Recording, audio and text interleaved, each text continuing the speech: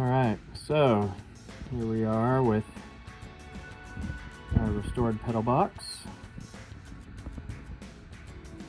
Sanded the whole thing down to bare metal, coated it with some Rust-Oleum rusty metal primer, and a couple coats of black Rust-Oleum spray paint, and a couple little chips and things, but generally speaking I think it's in pretty good shape. We've got a new Moss clutch master cylinder and a new Moss brake master cylinder. And there's a new boot that came along with this one. And the boot was actually already installed for the clutch master there. And see, we've got them both hooked up to the pedals. We've got brake switch here all set, and a little hard to see in there, but the brake switch is there, and the pedal depresses it. So one of the interesting things to note is that the brake cylinder, it's got its separate chambers. Take this off. Let's see. So we've got our front brake system and rear brake system, and it's all separate. We'll have to bench bleed this. It's got its 2 ports for the brakes. And so, one of the interesting thing is this brake cylinder actually has, it's like a 2-stage piston. So there's a piston, and then there's a spring, and then there's another piston. And so if you press this pedal, you can actually feel it actually sort of compresses, and then it hits the spring, which is currently separated with air only. So it hits the spring, and so there's sort of like this weird sort of like airy thing, and then it hits the piston again, and that second piston, then it deploys.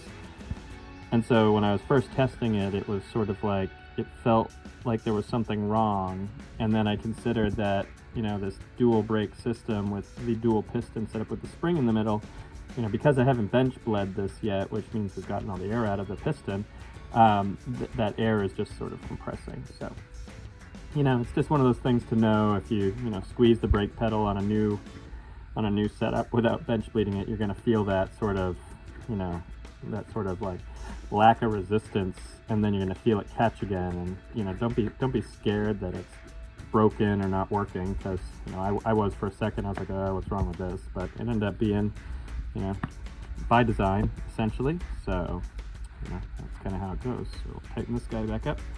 We're going to take this out to the car, and we're going to install it.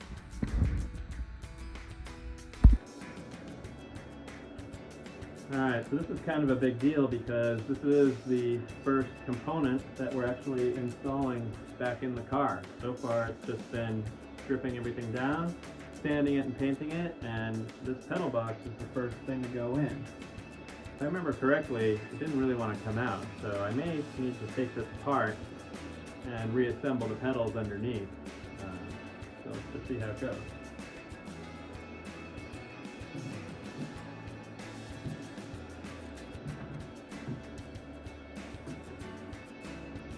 I know I got the whole thing out. It looks to me like I'm going to have to take a pedal off just to get this thing back on. So let's do that. We'll take one pedal off.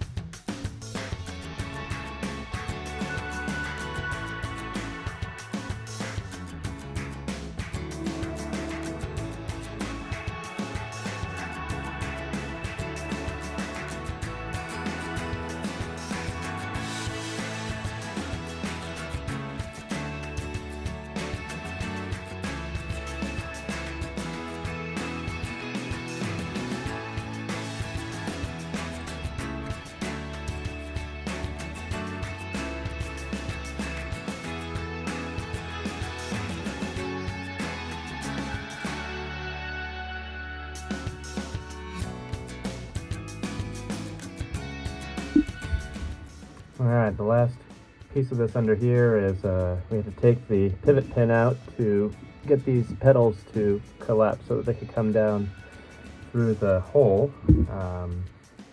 And so I just have to put that pin back in. Seconds, hopefully. Alright.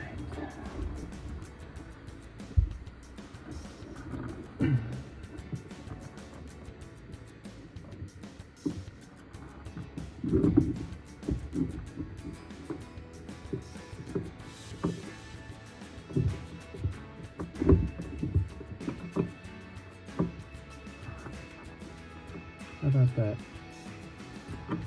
So apparently, the way to do this is you put the pedal box in, and then you install the pin, and then after you've installed the pin, you cinch the pedal box down. Now, of course, I've already cinched the pedal box down, which means now I have to uncinch the pedal box, and that was a royal pain in the ass.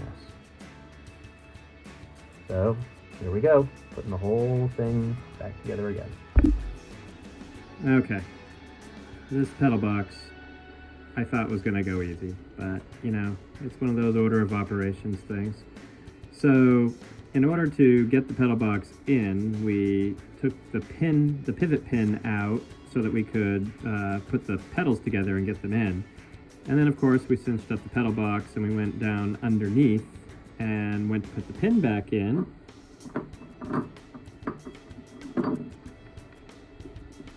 Put this pin back in, and of course we couldn't get in because there's two support ridges of metal going this way, so you can't get the pin in. So what do we have to do? We had to come back up, had to undo all the bolts, and now we can actually get the pin in. We're going to lift the pedal box up and we can get the pin in. So for those of you who are installing a pedal box for the first time, remember to put the pin in before you cinch down the pedal box.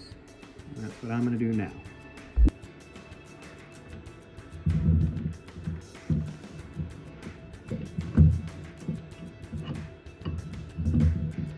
The good news is the pin goes in much easier now with a little bit of grease and fixing up than it did coming out.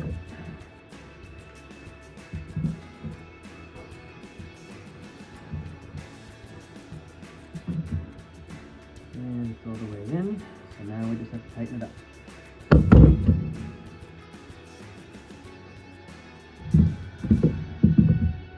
And for that, we don't have to do anything crazy on this side. We can actually go down below and we can finish tightening it up. Alright. Got the pin back in with the nut nice and tight. Got our brake pedal. Like I said before, you can really feel the first stage, and then there's a second stage. And that's really that double piston with the spring in the middle. So pushing the first piston, and then hitting that spring, and then going the rest of the way. The clutch, nice and light for now, really hits the back of the, hits the back of the wall there. I mean, there's no real way to adjust it.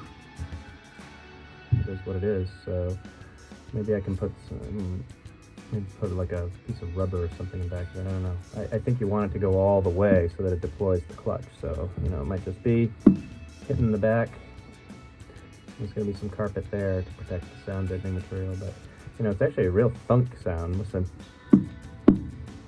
Before it was like bong, it sounded like a gong. So this sound deadening material really works. That's kind of cool. Yeah, definitely. So still a little bit of an echo, but I think once the carpet gets in here and seats and interior trim pieces on the walls and everything, floor mats, all that stuff, it's gonna be not much echo at all. And besides, it's a convertible, right? So the last thing to do is install the cover plate on this that has gasket. And I was thinking before about putting a piece of sound deadening material on, but there's a gasket underneath the box, and then there's the cover plate that has a gasket as well. So while it might not be airtight, it's pretty well sealed. So I can't really imagine that there's going to be any problems. Plus, you know what, if the brake cylinder does start to leak or something, I think you kind of want to know. So it's not the most desirable situation to have brake fluid leaking into the passenger area, but I guess that's better than it just cooling up and not knowing anything. And actually, if the brake warning system is working correctly, I should get a warning light up on the dash if the brake system loses pressure. So it's really more of a clutch failure that I wouldn't know about than anything. So yeah. I guess you know, clutch fluid leaking into the passenger cabin is the warning sign for this car. All right, so I'm gonna get this cover plate on and we'll be good.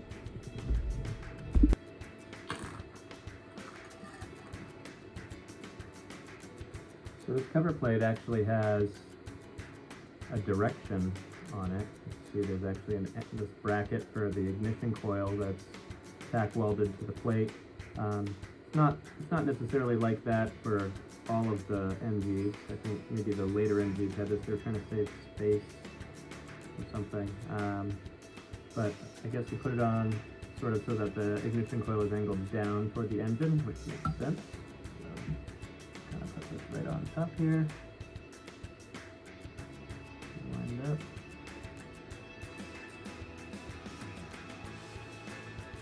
Okay. And get these screws started.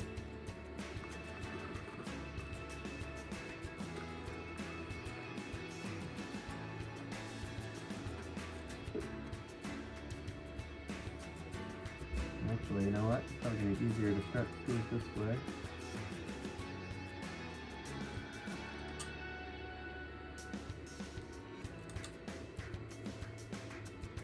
Rather than fighting with them and trying to get them to line up just so.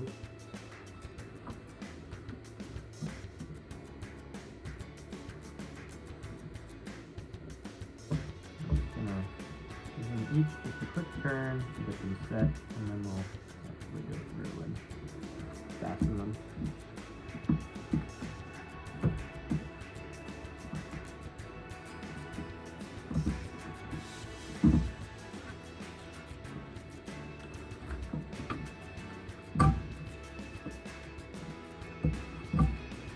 Whoever decided to design this stuff needed just enough room so that your screwdriver doesn't fit. Maybe they expected us to have small screwdrivers for a small car.